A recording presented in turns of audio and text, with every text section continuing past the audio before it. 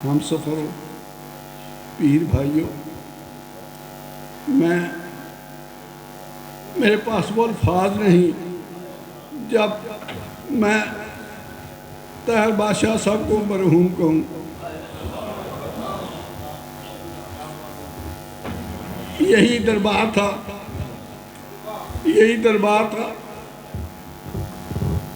میں اٹھا تو مرحوم پیر آفتاب صاحب کہنے لگے کہ پیر صاحب، زندگی میں آپ نے لاکھوں مقدمے لڑے ہیں، آج آپ نے حضرت امام حسین کا مقدمہ عوام کے سامنے پیش کرنا ہے۔ آج وہ ہستیاں ہی نہیں رہی۔ مسلمانوں میں سب سے بڑے سپیکر وہ تھے حضرت قائد اعظم، جو اسمبلی میں سپیچ کرتے تھے تو پن پوائنٹ سائلنس ہوتی تھی۔ اکیلے قائد اعظم نے مسلمان اوقاف ایکٹ 1923 موو کیا اور یونانیمسلی اسمبلی نے پاس کیا۔ یہ تھی ان کی کیلیبر، یہ تھا ان کا معیار۔ پھر اس کے بعد پبلک اوریٹر جو تھے وہ نواب بہادر یار جنگ تھے۔ ان کا یہ مقام تھا کہ ابوالکلام آزاد دلی کی جامع مسجد کی سیڑھیوں پہ بیٹھ کے ان کی تقریر سنا کرتے تھے۔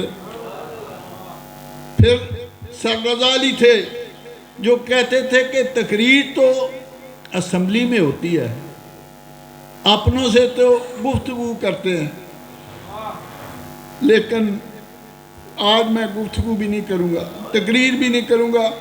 آج آپ ایک بھائی کا نوحہ سن رہے ہیں، آج ایک بھائی کا نوحہ ہے جو آپ کے سامنے میں بیان کروں گا۔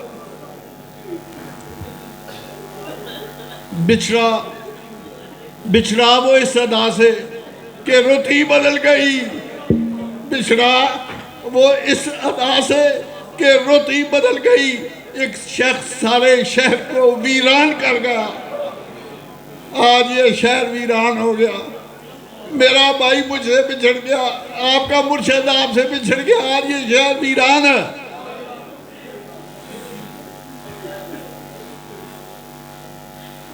دوستو، میں اگر وہ یہ آپ کو کہوں، میں اس بات کا گواہ ہوں کہ اس سے بڑا سخی کوئی نہیں تھا، اس سے بڑا سخی کوئی نہیں تھا۔ تو یہ میں اپنے بھائی کی تعریف نہیں کر رہا، یہ میں صرف ایک میرے آقا کے ماننے والے کی بات کر رہا ہوں، بھائی کی حیثیت سے تعریف نہیں کر رہا۔ یہ جب بیماری سے قبل ایک دن میں گیا تو احتراماً سارے فیملی اٹھ کے چلی گئی کہ ہم دونوں بھائی آپس میں باتیں کر لیں۔ تو میں نے پوچھا، بھائی تو پنجاب کا سب سے بڑا پیر تھا، تم نے اپنی اولاد کے لیے بھی کچھ بنایا ہے؟ تو کہنے لگے کہ بھائی جان، آپ کو یاد نہیں کہ ابا جی نے ہمیں کہا تھا کہ دین کو ذریعہ معاش نہیں بنانا۔ میں نے دین کو ذریعہ معاش نہیں بنایا، میں نے کچھ نہیں کم کیا، میں نے ایک ہی رب سے دعا مانگی کہ باری تعالیٰ میں جب رزق خرچ کروں تو اس میں کوتاہی نہ ہو، باقی مجھے کچھ نہیں چاہیے۔ کہتے ہیں بھائی جان، میں نے آج تک کسی شخص کو پیسے جیب سے گن کے نہیں دیے، میں نکالتا تھا، بیٹا لے لو، تمہاری ضرورت ہے پوری کر لو، کام ہے اور مجھ سے لے لو۔ تو کہتے ہیں بھائی جان، مجھے اللہ تعالیٰ نے رزق میں کمی نہیں دی۔ یہ ایک بھائی کی میں تعریف نہیں کر رہا، بلکہ ایک اللہ والے کی شان بیان کر رہا ہوں۔ میرے آقا سے ان کی محبت کا یہ عالم تھا کہ ایک دفعہ ایک جلسے میں گئے تو علامہ طاہر القادری صاحب بھی وہاں موجود تھے، تو انہوں نے طاہر بادشاہ جی کی بڑی تعریف کی اپنی تقریر میں۔ تو رات کو 11 ساڑھے 11 بجے آئے، میں امی جان کے پاس سیدھے آ گئے، کہنے لگے بھائی جان مجھے تو بہت دکھ ہوا، میں سمجھتا تھا بریلویوں میں چلو ایک اچھا دیندار شخص ہے، عالم بھی ہے، فاضل بھی ہے، تو انہوں نے میری بڑی تعریف کی اور مجلس ہی سیرت النبی کی، تو میں نے کوئی ان کا تقریر میں کوئی تذکرہ نہ کیا، تو میں جب اٹھنے لگا تو میرے پاس آئے، کہتے ہیں حضرت میں نے تو آپ کی آج بڑی شان بیان کی ہے۔ تو میرا بھائی کیا کہتا ہے؟ کہتا ہے جس آقا کے لیے یہ مجلس سجی تھی اس کی تعریف کیوں نہیں کی؟ میں تو خاک پائے آقا ہوں، اپنے آقا کے خاک پاؤں کی خاک بھی نہیں ہوں، تم نے میرے آقا کی شان بیان کرنی تھی۔ آپ میری نظر میں اپنا مرتبہ کھو چکے ہیں۔ تو میرے بھائی کے نزدیک میرے آقا سے محبت کا یہ معیار تھا کہ ان کی شان کے علاوہ کسی شان کو بیان کرنا وہ اپنے آقا کی توہین سمجھتے تھے۔ وہ کہتے تھے کہ حضرت کی شان بیان کی جا سکتی ہے اور کسی انسان کی شان بیان ہی نہیں کی جا سکتی۔ دوستو، یہ ایک روپ تھا سخاوت کا، ایک میرے آقا سے محبت کا۔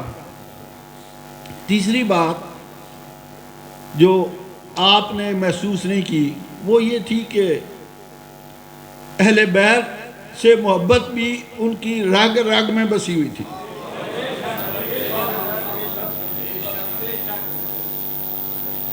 مرحوم پیر آفتاب صاحب نے جب یہ مجھے لقمہ دیا کہ پیر صاحب آج حضرت امام حسین کا مقدمہ آپ نے لڑنا ہے کیونکہ محرم ہے، تو دراصل وہ اشارہ تھا، انہوں نے خود مناسب طاہر بادشاہ نے نہیں سمجھا مجھے یہ بات کہے، انہوں نے پیر آفتاب صاحب کے ذریعے بات کہلوائی۔ تو میں نے کہا کہ اچھا چلے کرتے ہیں۔ تو میں نے کہا جی کہ حضرت امام حسین کی شان جو ہے نا اس کو موجودہ تناظر میں دیکھتے ہیں۔ واقعہ کربلا اس دور کی پہلی جنگ تھی جو رائٹ آف ووٹ کے لیے لڑی گئی۔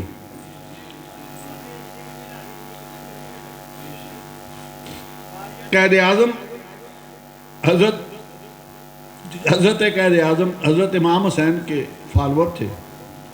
انہوں نے اندازہ کیا اس ووٹ کی کیا طاقت ہوگی جس کے لیے میرے آقا کے نواسے نے اپنی جان قربان کی۔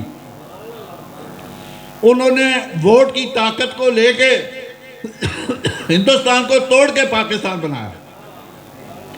اگر واقعہ کربلا نہ ہوتا، قائد اعظم کو ووٹ کی طاقت کا اندازہ نہ ہوتا تو پاکستان ہی نہ بنتا۔ پاکستان واقعہ کربلا کا مرہون منت ہے۔ اب دوسرا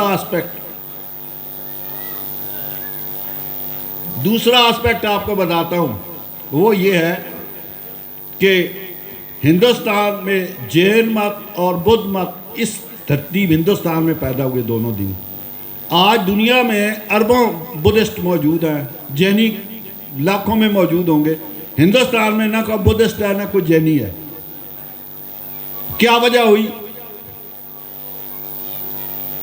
کہ جب اکبر کے دور میں فیضی اور اس کے بھائی ابوالفضل نے دین الہی جاری کیا تو ایک درویش اٹھ کے کھڑا ہو گیا۔ اس نے کہا نہیں، ہندوستان میں ایک قوم نہیں 2 قومیں ہیں۔ گوالیار میں قید برداشت کی، لیکن مولانا بیان بھی کریں گے کہ سر نہیں جھکایا، پاؤں پہلے اندر کیا اور سر بعد میں گیا اندر، کہ وہ غیر کے سامنے سر نہیں چکا۔ کون تھا وہ؟ ایک درویش تھا۔ اور اس کا نتیجہ یہ ہوا کہ پاکستان کی بنیاد حضرت مجدد الف ثانی نے رکھی۔ میرا بھائی جو ہے وہ عالم بھی تھا اور فاضل بھی تھا، اور تیسری بات ہے عالم فاضل کے علاوہ اہل نظر بھی تھا۔ عالم فاضل بھی تھا، اہل نظر بھی تھا۔ سب سے پہلے پنجاب یونیورسٹی میں انہوں نے کمپیریٹیو ہسٹری میں ماسٹر کیا، پھر ایم اے پولیٹیکل سائنس کیا اور فرسٹ کلاس فرسٹ لی۔ وہ کوئی جاہل نہیں تھا، جاہل پیر نہیں تھا، آٹے کی بوری کو پیر نہیں لگے ہوئے تھے، وہ علم کا منبع تھا، سوچوں کا محور تھا۔ تو انہوں نے سب سے پہلے پنجاب یونیورسٹی میں یہ اعتراض کیا کہ سر سید احمد خان دو قومی نظریہ کے بانی نہیں ہیں، دو قومی کے نظریہ بانی کون تھا؟ حضرت مجدد الفیسانی تھے۔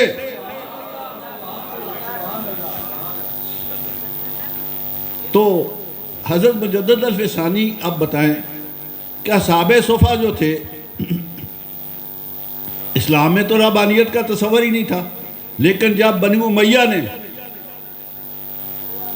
میرے آقا کی اہل بیت پر ظلم کے پہاڑ توڑے، خلافت و ملکیت پڑھ لیں کہ کیا کیا ظلم نہیں کیے گئے، تو پھر اہل بیت سے محبت کرنے والوں کے پاس کوئی چارہ نہیں تھا کہ وہ جنگلوں میں جائیں، آبادیوں سے دور جائیں، اور پھر اس طرح صوفیاء کے سلسلے وجود میں آئے۔ ڈائریکٹ صوفیاء کے سلسلے میں وجود آنے کی مین وجہ واقعہ کربلا تھا۔ اہل بیت سے محبت کی وجہ سے یہ سارے سلسلے وجود میں آئے۔ اور آپ دیکھ لیں جتنے بھی صوفیاء کے سلسلے ہیں، ان کی ابتدا سوائے نقشبندیوں کے تصور شیخ سے ہوتی ہے اور انتہا اہل بیت ہے۔ نقشبندی بیٹھے ہیں سامنے، یہ تو ڈائریکٹ اللہ کے ساتھ رابطہ کرتے ہیں، یہی ڈیفرنس ہے نا دوسروں کے ساتھ۔ تو اب یہ تھا کہ اگر واقعہ کربلا نہ ہوتا، اہل بیت سے محبت کرنے والوں پہ ظلم اور تردی کے پہاڑ نہ توڑے جاتے، ان کے ساتھ زیادتیاں نہ ہوتی، تو شاید صوفیاء کے سلسلے وجود میں نہ آتے۔ لیکن اللہ تعالیٰ نے صوفیاء سے بھی کام لینا تھا، مشیت ازدی تھی، صوفیاء کے سلسلے مشیت ازدی سے وجود میں آئے۔ اگر واقعہ کربلا نہ ہوتا، ظلم نہ ہوتا، تردی نہ ہوتی، نہ کوئی شیخ عبد القادر جیلانی ہوتا، نہ کوئی مجدد الفیسانی ہوتا، اور اگر مجدد الفیسانی نہ ہوتا تو ہندوستان میں نہ آج کوئی مسلمان ہوتا، نہ پاکستان ہوتا۔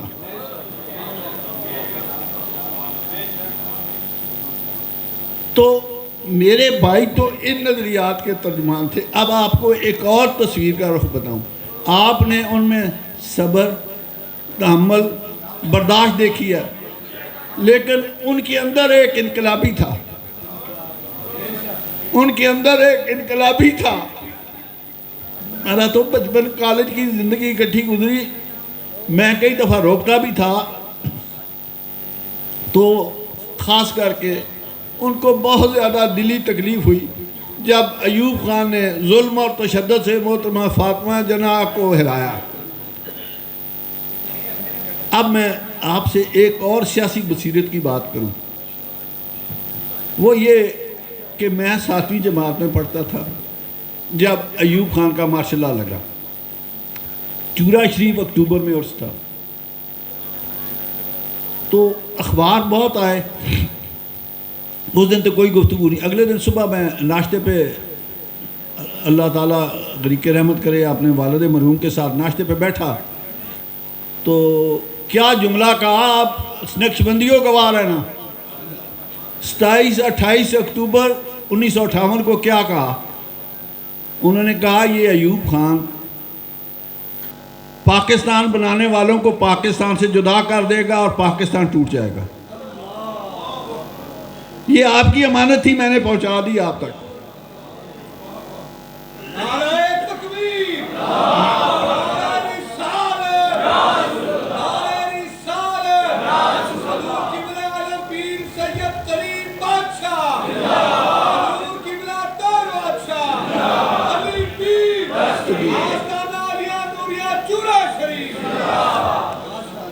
تو دوستو، میرے ہم سفر و رفیقو، آپ کو طاہر بادشاہ کی درویشی تو دیکھی ہے، صبر دیکھا، حلم دیکھا، لیکن اس کے اندر کا انقلابی نہیں دیکھا آپ نے۔ اور یہ اس باپ کے جانشین تھے جن کا سیاسی ویژن یہ تھا کہ انہوں نے اس دن کہہ دیا تھا 58 میں کہ ایوب خان یہ ظلم کرے گا اور پاکستان توڑے گا. تو طاہر بادشاہ بہت، ہم محترمہ فاطمہ جناح کے الیکشن تھا تو آپ یقین کیجئے بڑے بڑے لیڈر اس ملک میں آئے بھی ہیں، لیکن سن 63-64 میں محترمہ فاطمہ جناح کے 3 جلسے ڈھاکہ راجشاہی چٹاگانگ میں ہوئے اور ایک کراچی میں ہوا جس کی حاضری 10 لاکھ کی تھی. سن 64 میں جس وقت آبادی بھی کتنی کم تھی، آج کے نسبت تو چوتھے سے آبادی نہیں تھی، لیکن نہ بھٹو، نہ اصغر خان، نہ عمران خان کوئی بھی 10 لاکھ کا جلسہ آج تک نہیں کر سکا. اور اس سے محبت کا یہ عالم تھا محترمہ فاطمہ جناح سے کہ طاہر بادشاہ ساری رات سو نہیں سکتے تھے اس جبر کے خلاف. اور یہ بھی میں بتا دوں کہ طاہر بادشاہ نے ایوب خان کو اس جرم کی وجہ سے کبھی دل سے معاف نہیں کیا.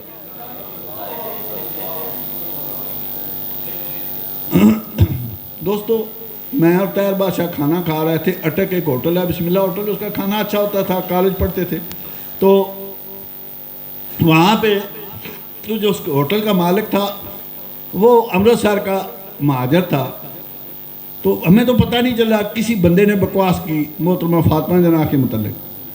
تو جب وہ بندہ کھانا کھا کے باہر نکلا تو اس بابے پہلوان نے ایک لمبا پیاز کاٹے والا چھرا اٹھایا اور اس آدمی کو ہماری موجودگی میں قتل کر دیا. اس نے کہا گستاخ، تم نے مادر ملت کے لیے الفاظ استعمال کیے، میں تمہیں زندہ نہیں چھوڑ سکتا. تو یقین کیجئے طاہر بادشاہ مجھے کہنے لگے بھائی جان اس نے حق ادا کر دیا ہے محبت کا.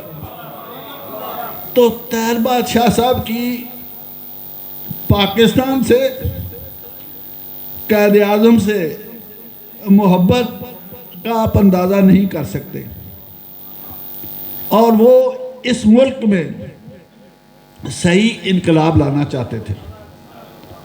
سن 70 میں طاہر بادشاہ صاحب، سر آج میں نوحہ پڑھ رہا ہوں، تقریر نہیں کر رہا، اگر وقت لگ گیا تو مجھے معاف کیجئے، مجھے آج جو میری باتیں دل میں ہے کر لینے دو.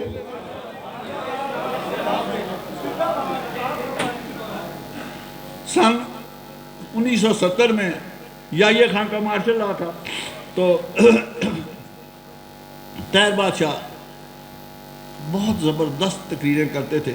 آپ نے ان کا وہ جذبہ جوش جوانی والا نہیں دیکھا ہے دوستو. طاہر بادشاہ تو ایسے تھے کہ وہ پانی میں آگ لگا سکتے تھے تقریر کرے. طاہر بادشاہ تقریر کرے تو پانی میں آگ لگا سکتے تھے. اور اس کی بھی میں آپ کو ریزن دیتا ہوں، وجہ بیان کرتا ہوں کہ کیوں ایسا نہیں ہے. یہاں شاید مرشد آباد شریف والے پہنچ گئے، صاحبان کے نہیں آئے. اچھا، تو طاہر بادشاہ بہت زبردست تقریریں کرتے تھے. تو ان کے خلاف یحییٰ خان کے مارشل لا میں کیس بن گیا. میں 2-3 دن کے لیے قلعہ ستار شاہ گیا ہوا تھا. وہاں پہ وہ پولیس والے وارنٹ کی تکمیل کے لیے آئے تو میں وہاں پر تھا. میں نے اسے کہا، میں پھر وہاں سے شیخ پورہ آ گیا. حج صاحب کو بتایا کہ جی اس طرح طاہر بادشاہ کے خلاف ملٹری کورٹ میں کیس ہے سرگودا.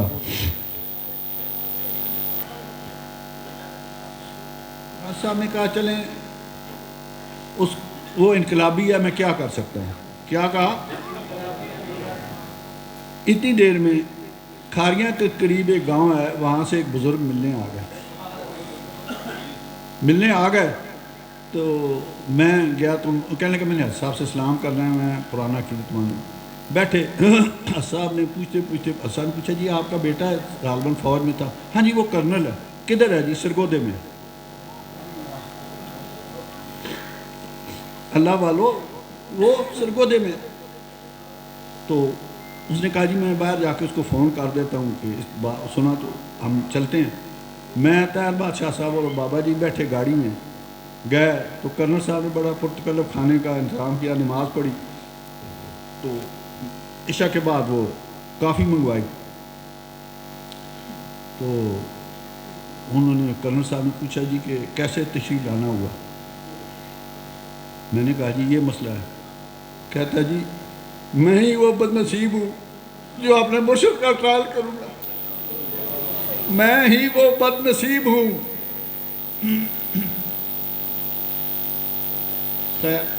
کہنے لگے جی عدالت تو 7:30 بجے لگتی ہے، آپ 9 بجے تشریف لائیے. ہم 9 بجے گئے تو ان کے ریٹائر روم میں بٹھا دیا.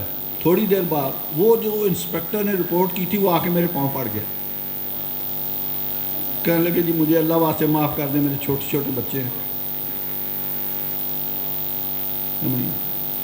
کرنل صاحب تو کہتے ہیں کہ میں تمہیں جیل بھیجوں گا، تم نے جھوٹی ایک کیس کیا. تو دوستو یہ نہیں کہ میں انقلابی ہونے کی وجہ سے آپ کو یہ واقعہ سنایا ہوں، باقی یہ آپ یقین کیجئے کہ اللہ مسبب الاسباب ہے. جب کوئی بندہ سچ بولتا ہے، حق کی بات کرتا ہے تو اللہ اس کے وسیلے تو بنا ہی دیتا ہے. کھاریاں سے بھی اٹھ کے بندہ آ جاتا ہے اسلام کرنے کے لیے، سمجھے. تو طاہر بادشاہ کے اس آسپیکٹ کو ان کے متوسلین سلسلہ کے علم میں نہیں ہے کہ وہ ایک انقلابی بھی تھے. اب میں تھوڑا سا اور آگے چلتا ہوں. سن 1977 میں پیپل پارٹی کے مقابلے میں ایک PNA موومنٹ چلی تھی، شاید آپ میں سے اکثر لوگوں کو تو یاد ہی ہوگا. تو اس کے جو صوبہ سرحد کے صدر تھے ان کا نام تھا مولانا ایوب جان بنوری صاحب. وہ میرے خالو تھے. وہ کسی میٹنگ پہ لاہور آئے تو ان کی طبیعت خراب ہو گئی، پراسٹیٹ کا کیس تھا. تو ان دنوں گلبرگ اسپتال نیا نیا بنا تھا، وہاں پر لے کر گئے ان کے لواحقین. تو ڈاکٹر ڈر گیا کہ جی اتنے بڑے آدمی ہیں، میں ان کا آپریشن نہیں کروں گا. کیوں؟ یہ ہارٹ پیشنٹ ہیں، شوگر پیشنٹ ہیں اور پراسٹیٹ کا پرابلم ہے، تو میں آپریشن کر کے رسک نہیں لیتا، میرا کل اسپتال ہی نہ جلا دیں گے. تو انہوں نے کہا جی آپ مشورہ کریں. تو خالد بھائی نے مجھے فون کیا، ان کے صاحبزادے نے کہ بھائی جان کدھر ہیں؟ میں نے کہا میں لاہور ہائی کورٹ، کہ ادھر آ جائیں گلبرگ میں. میں گیا تو انہوں نے میرے ساتھ شیئر کیا. تو میں نے کہا چلے، میں خالو جان کے پاس گیا. تو میں نے کہا خالو جان کیسی طبیعت ہے؟ کہتے ہیں بیٹا ایک بات کا جواب دے، تو وکیل ہے، کہ یہ ڈاکٹر خدا کب سے بنے ہیں؟ یہ ڈاکٹر اگر اللہ تعالیٰ کو میری حاضری قبول ہے تو میں تیار ہوں اس کے لیے، اور باری تعالیٰ نے اگر دین کی خدمت لینی ہے تو مجھے مہلت مل جائے گی. تو آپ انہیں کہہ دیں کہ میرا آپریشن کریں، میری نمازیں قضا ہو رہی ہیں.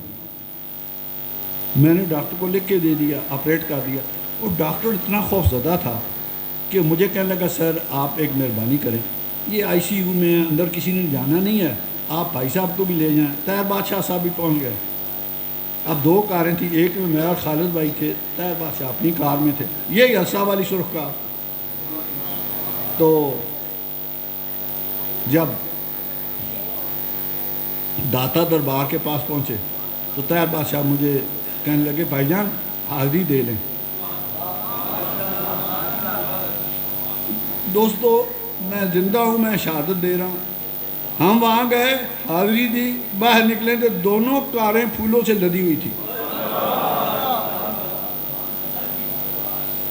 طاہر بادشاہ نے کہا بھائی جان ہماری دعا قبول ہو گئی ہے، ہماری حاضری مقبول ہو گئی ہے، اور اللہ نے ان کو مہلت دی. وہ 1998 میں میرے خالو جان فوت ہوئے. تو بات یہ تھی کہ میں آپ کو یہ بات اس لیے سنائی کہ وہ خالو جی والی بات مجھے یاد تھی. میں جب طاہر بادشاہ کو ملا اس شدید بیماری سے قبل، تو مجھے محسوس ہوا کہ وہ حاضری کے لیے تیار ہے، حاضری کے لیے تیار. اب میں آپ کو ایک مسئلے کی بات بتاؤں. میں نے علی بادشاہ کو کئی دفعہ کہا، میں نے کہا علی بادشاہ طاہر بادشاہ پتہ کیوں بیمار ہوئے؟ تمہیں خدمت کا کیوں موقع دیا؟ تیری بخشش کا ذریعہ بنے، تیری بخشش کے لیے انہوں نے یہ بیماری گزاری ہے، ورنہ وہ تیار تھے. یہ پوچھ لیں علی بادشاہ سے. تو اب میں میٹا فزکس سے جو پروفیسر بیٹھے ہوں گے وہ نہیں مانتے ان باتوں کو، وہ ان باتوں کو نہیں مانتے. تو طاہر بادشاہ کو نا حج اور عمرے کا بڑا شوق تھا. تو پہلا واقعہ کہ یہ نہیں، بابا جی صاحب کی ساری اولاد عاشقان رسول میں ہے، عاشقان.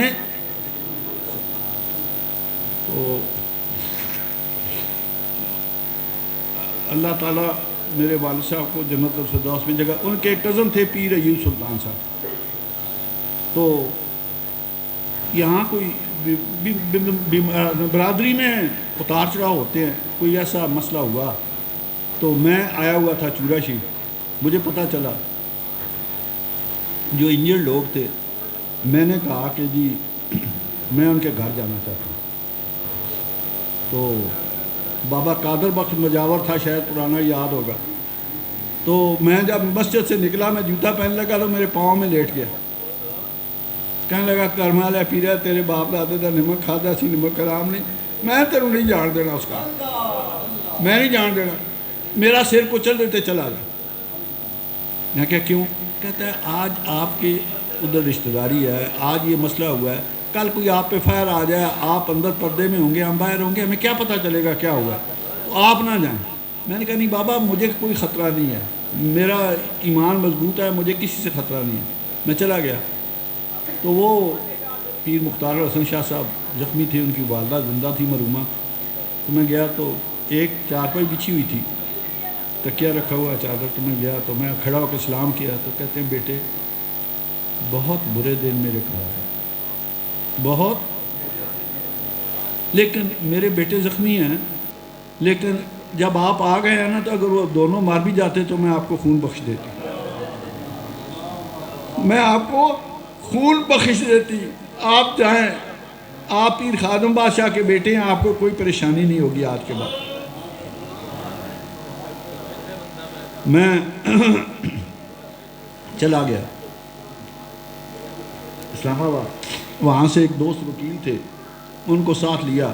اگلے دن میں صبح پنڈی گئے، ہسپتال گیا ان کے پاس، زخمیوں کے پاس. تو نیچری کے انجرڈ لوگوں کے کچھ جذبات بھی ہوتے ہیں. تو ایک صاحب بولنے شروع ہوئے. تو پیر اللہ تعالیٰ ان کو بریک رحمت کرے، مختار حسن صاحب ہوش میں تھے. انہوں نے کہا کلیم بادشاہ جی ان کی باتوں پہ غور نہ کریں، رات کو اماں جی نے ہمیں نوکر کے ہاتھ رکا بھیجا ہے. تو یہ آپ خود پڑھ لیں. اس میں لکھا تھا کہ کل کلیم بادشاہ میرے پاس آئے تھے، میں نے ان کو معاف کر دیا، اور جو بھی وہ بیان کروائیں یا بیان دینا چاہیں آپ نے ان کے بیان کی تائید کرنی ہے، اور کوئی ہم نے مقدمے بازی نہیں کرنی. تو کہنے لگے پیر صاحب اس کے بعد ہمارے پاس تو کچھ کہنے کو نہیں ہے، جہاں آپ نے بیان کرانے ہیں کرا لیں. میں نکلا، گاڑی روکی، بسال وہ انسپیکٹر تھا پولیس، اس کو بھیجا وکیل صاحب کو کہ جاؤ انہیں کہو بیان لکھ لیں، راضی نامہ ہو گیا. تو اس نے کہا جی میں نے نہیں لکھنا بیان جب تک پیر صاحب چائے نہیں پئیں گے. خیر وہ میرے پاس آئے دوست ودود صاحب کے، چلے جی چلے گئے. اس نے کہا حضرت میں نے بیان نہیں لکھنا، میری 35 سال کی ملازمت ہے، میں رینکر ہوں، سپاہی بھرتی ہوا انسپیکٹر پروموٹ ہوا ہوں. میں نے زندگی بار 35 سال میں نہیں دیکھا کہ انجرڈ ہسپتال میں بے ہوش پڑا اور راضی نامہ ہو. میں نے کہا میں اس شخص کو دیکھنا چاہتا ہوں جس کی وجہ سے یہ سب کچھ ہوا. سمجھ. تو یہ اعلیٰ ظرف لوگ ہیں. تو وہ جب صلح ہوئی تو پیر ایوب سلطان صاحب نے ساری برادری کی چائے کی. وہاں پنڈی گیپ سے ہم ادھر آئے، ساری برادری کی چائے کی. تو کہنے لگے کہ جب میرے والد مرحوم کا کہ جب وہ فوت ہوئے تو میں رو رہا تھا. تو لوگوں نے کہا بھائی کو روتا ہے؟ بھائی کو؟ اس نے کہا نہیں بھائی کو نہیں رو رہا، میں رو اس بات کے لیے رہا ہوں کہ اس برادری سے سچ بولنے والا اٹھ گیا ہے، اور جس برادری میں سچ بولنے والے نہیں ہوتے وہ برادریاں تباہ ہو جاتی ہیں.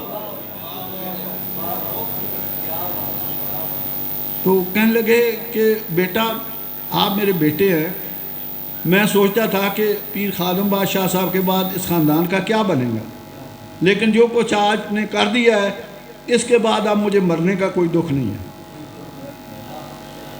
سر چلے گئے. مین وائل انہوں نے بھی تیاری شروع کر دی حج کی. طاہر بادشاہ بھی 86 میں حج پہ چلے گئے. تو مسجد نبوی کے بعد پیر ایوب سلطان صاحب ملے. کہنے لگے طاہر بادشاہ دیکھ لوگ کتنے منافق ہیں. لوگ کہتے ہیں عاشق رسول ہیں, اشتہار چھپاتے ہیں اور یہاں سے واپس چلے جاتے ہیں. عاشق تو وہ ہے جو ان قدموں میں رہ گیا. عاشق تو وہ ہے جو ان قدموں میں رہ گیا. اسی دن رات کو عشاء کی نماز کے بعد انہوں نے جو ساتھی تھے ان کو بلایا. ان کا یار میرا بلاوا آ گیا, میری وصیتیں لکھ لو. سمجھ گئے جی. تو وہ عاشق رسول اپنے آقا کے قدموں پہ قربان ہو گئے, جنت البقیع میں دفن ہوئے. وہ جو وکیل صاحب میرے ساتھ یہاں چورا شریف آئے تھے اس صلح میں, ان کو پتہ چلا تو ان کی بڑی انگزائٹی ہوئی. تو انہوں نے کہا میں بھی عمرے پہ جاتا ہوں. وہ عمرے پہ چلے گئے. اب جنت البقیع میں تو قبروں کا نشان بھی وہ مٹا دیتے ہیں, اور وہ اس زمانے میں موبائل فون بھی نہیں تھے, وہ کالے چھوٹے چھوٹے کیمرے ہوتے تھے. وہ کیمرہ ساتھ لے کر گئے. اپنے خدا پہ یقین کیجئے. کہتے ہیں میں تلاش کر رہا تھا تو ایک جگہ پہ لکھا ہے پیر ایوب سلطان نوری چوراشی. وہ فوٹو اتار کے لائے. جو عاشقان رسول ہوتے ہیں نا ان کے نشان نہیں مٹتے.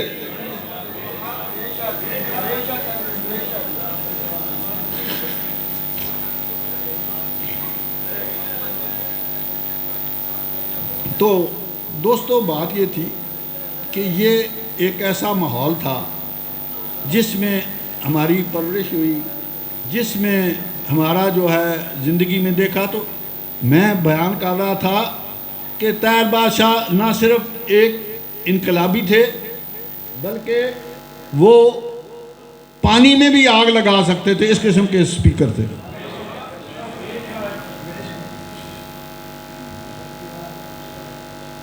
تو اس کے بعد میں آپ کو یہ بتاؤں کہ طاہر بادشاہ کے زندگی میں کئی آسپیکٹ تھے لائف کے جو کہ پبلکلی نہیں لوگوں کو پتہ تھے. سب سے بڑی بات ان میں یہ تھی کہ ان جیسا صاحب برداشت, درویش جو ہے اس میں برداشت ہونی چاہیے. درویش میں برداشت ہونی چاہیے. بہت زیادہ صاحب برداشت تھے. میں نے کیا لفظ استعمال کیا؟ صاحب برداشت تھے. ایک اور بات آپ کو بتاؤں, آپ سے کسی نے یہ شیئر نہیں کیا ہوگا, وہ اتنے صابر شاکر تھے کہ اس بیماری میں بھی کبھی فریاد نہیں کی. مہدی حسن ٹھیک کہہ رہا ہوں؟ اس اتنی لمبی بیماری میں 5 فروری 1923 کو 2023 کو وہ اسپتال داخل ہوئی ہیں. 5 فروری 2024 رات کو 8 ساڑھے 8 بجے وصال ہوا ہے. انہوں نے اپنے زبان پہ کبھی شکایت نہیں لائی کہ مجھے تکلیف ہے. یہ برداشت کا عالم تھا.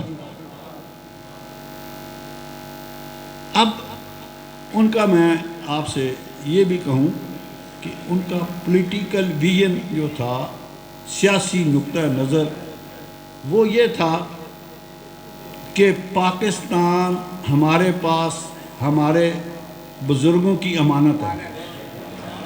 پاکستان امانت ہے اور ہم نے اس کی امانت کی حفاظت کرنی. ان کی ساری کمٹمنٹ دین کے ساتھ تھی یا پاکستان کے ساتھ تھی؟ زندگی کی کمٹمنٹ دین کے ساتھ اور پاکستان کے ساتھ تھی, کسی ذات کے ساتھ نہیں تھی. انہوں نے زندگی میں رائے حق کے لیے بڑی جدوجہد کی. لیکن ایک دفعہ یہاں صاحبزادہ صاحب مرشد آباد ہوتے تو میں آپ کو بتاتا کہ میں گیا مرشد آباد, لیٹ پہنچا. تو طاہر بادشاہ صاحب بڑی ایک انقلابی تقریر کر رہے تھے. کیا کہا؟ وہ آپ تو سامنے بیٹھے ہیں صدیقی صاحب, وہ مولانا باشانی والی آگن جالوں والی سپیچ تھی. ہاں آپ میری بات سمجھ گئے. تو جب میں لیٹ پہنچا ہائی کورٹ سے، تو جب میں اترا گاڑی سے تو مارے لگے پیر صاحب آ گئے، تو وہ بس انہوں نے فوری طور پہ کہا چلے بھائی خطبہ دیں، جمعہ پڑھے، سمجھ گیا نا؟ تو میں نے سن لیا، میں نے سن تو لیا تھا، تو میں دی حسن کو یاد، تو میں نے کہا کہ میں نے آج دفتر نہیں جانا رات کو، آپ سیدھے گھر ہیں، سیدھے گھر ہیں۔ تو نیچلی کے لوگ مل ملا کے رات کے کچھ 11:30 بجے گھر پہنچے، امی جان اور میں جاگ رہے تھے، سیدھے آئے ہماری طرف۔ تو میں نے کہا بھائی ہمارے احناف کا مسلک تو جو تھا برداشت کا تھا، آگن جالو سپیچز ہمیں تو سوٹ نہیں کرتی، ہمارے آباء و اجداد اگر صابر شاکر نہ ہوتے تو شاید ہندوستان میں اسلام ہی نہ پھیلتا۔ انہوں نے تو اپنے صبر سے ہندوستان میں اسلام پھیلایا سر، جبر سے نہیں پھیلایا۔ کسی بادشاہ نے تو اسلام نہیں نہ پھیلایا، درویشوں نے پھیلایا۔ تو میں نے کہا یہ ہمارے احناف کا مسلب نہیں ہے کہ اس قسم کی تقریریں کریں کہ لٹکا دو الٹا دو، ٹھیک ہے۔ تو امی جان مجھے کہنے لگے کہ بیٹا آپ نے مجھے بہت عرصہ پہلے ایک سوال پوچھا تھا کہ میں نے تو کبھی خواہش کا اظہار نہیں کیا، لیکن قبلہ پیر خادم بادشاہ صاحب نے ہم دونوں بھائیوں کی دستار بندی کیوں کرائی؟ میں نے کہا جی پوچھا تھا، اس کا جواب یہ ہے کہ طاہر بادشاہ زندگی کے اس مرحلہ پر ہیں کہ آپ کے علاوہ کوئی ان کو کنٹرول نہیں کر سکتا۔ جب یہ جذبات میں بھی ہوں گے نا، جب آپ سامنے بیٹھے ہوں گے تو ان کے وہ جذبات نہیں رہیں گے۔ تو یہ حصہ اس وقت سامنے تھا، یہ نقطہ نظر جس وجہ سے آپ کو ان کے ساتھ لگایا کہ زندگی میں جذباتی ہونے لگیں تو آپ نے کنٹرول کرنا۔ تو بات یہ تھی کہ بعض اوقات وہ بہت جذباتی ہو جاتے تھے محبت میں، کیا لفظ استعمال کیا؟ جذباتی ہو جاتے تھے، لیکن ہمیشہ ہم نے کوشش یہ کی کہ جو ہمارے احناف کا مسلک ہے، دین میں برداشت کا جو ہے نا اس کو نقطہ نظر کو سامنے رکھیں اور اس پہ ہم نے چلنے کی کوشش کی۔ ویسے آپ سب لوگوں کے ساتھ ایک واقعہ جو ہے وہ شیئر کرنا بہت ضروری ہے۔ 1987 میں میں چھٹیوں پہ انگلینڈ گیا، تو میں 30 اگست کو واپس آیا۔ تو میں نے کہا چلے دربار پہ حاضری دے آؤں۔ 31 کو میں ادھر آ گیا، تو ہم صبح جلدی نکلے تھے، تو میں 11 بجے روضے سے سلام کر کے فارغ ہوا، تو میں نے سوچا کہ چلو خالو جی بھی فیملی کے بزرگ ہیں، ان کو سلام کر رہا ہوں، میں پشاور چلا گیا۔ پشاور گیا تو میں سیدھا گھر گیا، تو خالہ جان نے بتایا کہ حضرت تو باہر حجرے میں ہیں، مولانا عزیر گل صاحب آئے ہوئے ہیں۔ اب آپ نے اکثر بچے تو یہاں سب نے تاریخ پاکستان کی پڑھی ہوگی، اس میں ایک تحریک مولانا محمود الحسن کی تحریک ریشمی رومال ہے، جس میں لوگوں کو پھر انہوں نے کالا پانی کی سزا دی تھی مولانا محمود الحسن کی زیر قیادت۔ تو مولانا عزیر گل صاحب کی عمر اس وقت 140 سال تھی، چترال کے رہنے والے تھے، اور وہ تحریک ریشمی رومال کے زندہ کردار تھے جنہوں نے کالے پانی کی سزا بھگتی ہوئی تھی۔ تو میں چلا گیا، تو مدرسے میں کافی دور سے نظر آتا تھا میں آ رہا ہوں، تو جب میں تھوڑا دور ہی تھا تو خالو جان اٹھ کے کھڑے ہو گئے، تو میرے مجلس اٹھ کے کھڑا ہو، میرے مجلس اٹھ کے کھڑا ہو تو باقی تو کیا ہوتا ہے جی۔ تو بڑے خوش ہوئے، گلے لگایا، بیٹا جی کیسے خیریت؟ میں کہ جس طرح چورا شریف آیا تھا، تو میں نے کہا سلام کر دیں۔ اپنا گاؤں تکیہ اٹھایا، مجھے دیا، بیٹا اس پہ بیٹھو۔ میں نے کہا جی گستاخی ہے۔ کہتا نہیں، ہم سب کچھ آپ کو دے رہے ہیں، ہم سب کچھ آپ کو دے رہے ہیں۔ تو کہنے لگے کہ آپ نقشبندی ہیں، میں آپ کو ایک واقعہ سناتا ہوں۔ کہتے ہیں کہ جب شاہ جہاں آگرے میں بیمار ہوا تو دارالشکو اپنے مرشد میاں میر قادری صاحب کے پاس لاہور آیا، اور دارالشکو کا عقیدت کا یہ عالم تھا کہ اس نے اپنی ایک شہزادی حضرت میاں میر قادری کی خدمت میں چھوڑی ہوئی تھی۔ اور یہ بھی امر واقعہ ہے کہ ایک دن وہ شہزادی خدمت کے لیے حاضر ہوئی تو میر تقی سوری اپنا جی انہوں نے فرمایا کہ بیٹی تو جوان ہو گئی ہے. حضرت میاں میر نے فرمایا بیٹی جوان ہو گئی ہے. اینڈ شی ایکسپائرڈ، اسی وقت فوت ہو گئی. یہ عالم تھا ان کا. تو وہ دارش کو آیا تو انہوں نے کہا شہزادے یہ میرے اختیار میں نہیں ہے.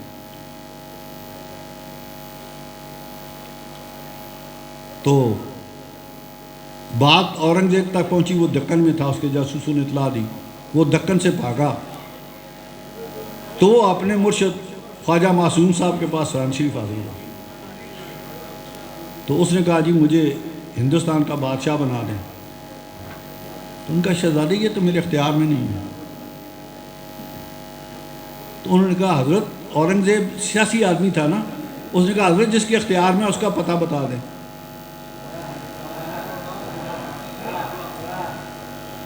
تو انہوں نے بتایا کہ جو شہنشاہ کا فلاں مصاحب ہے نا وہ وقت کا ابدال ہے، ہندوستان کی بادشاہی اس کے ہاتھ میں ہے.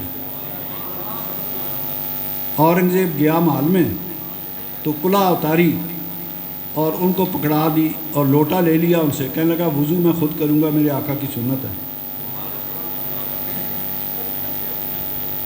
تو وہ وضو کیا اور جا کے ہاتھ باندھ کے جھک گیا اس وقت کے ابدال کے سامنے کہ حضرت یہ کلہ مجھے پہنا دیں. انہوں نے کہا شہزادے یہ کلہ آپ کی، آپ اٹھا لیں. انہوں نے کہا مجھ میں اتنا حوصلہ نہیں کہ آپ کی موجودگی میں یہ کلہ اٹھا لوں. جب یہ بات کہی تو وہ رو پڑے، کہتے ہیں شہزادے میرے آپ پہ تو کوئی گلہ نہیں، گلہ تو اس درویش ہے جس نے مجھے ننگا کر دیا. اورنگزیب کے سر پہ انہوں نے کلہ رکھی، 2 نفل پڑھے، بادشاہ کے حضور حاضری دی اور بعد میں باہر نکلا تو ہندوستان کا شہنشاہ تھا. مجھے کہنے لگے بیٹے ہم نے آپ کو سب کچھ دے دیا، میں نے کچھ نہیں بتایا کہ میں کیوں آیا تھا، کیا بات تھی. بیٹے میں نے سب کچھ آپ کو دے دیا.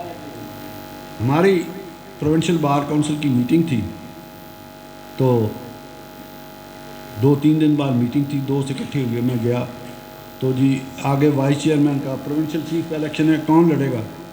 تو کوئی 1-2 کینڈیڈیٹ تھے تو میں نے کہا جی میں بھی لڑوں گا. تو دوستوں نے کہا سر وہ آپ تو باہر گئے ہوئے تھے، ہم نے پچھلے چودھری سرور صاحب کے لیے کمپین کی ہے، آپ تھے نہیں اس وقت، آپ نے بتایا بھی نہیں تھا، تو ہم تو بڑے مجبور ہیں کہ اب آپ کی موجودگی میں کیا کریں. تو 2-3 دوست حامد خان صاحب، انہوں نے کہا نہیں بھائی کام واٹ میں ہم تو پیر صاحب کے ساتھ ہیں. اتنی بات ہوئی، میں اٹھ کے آ گیا. اگلے دن کچھ خاموشی رہی. 1 دن بعد ہمارے ایک اور مرحوم دوست تھے کاظم خان صاحب، وہ صبح آ گئے.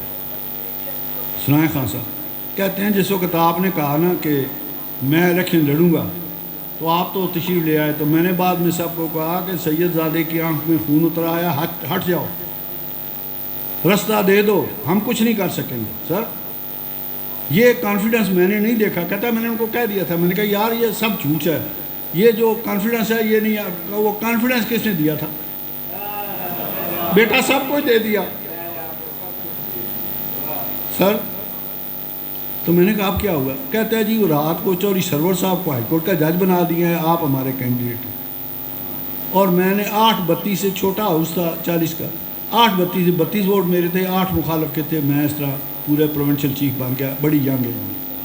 تو بات میں آپ کو یہ کہنا چاہتا ہوں، میری گزارش آپ سے یہ ہے کہ یہ درویش جب دینے پہ آتے ہیں نا بن مانگے بھی دے دیتے ہیں.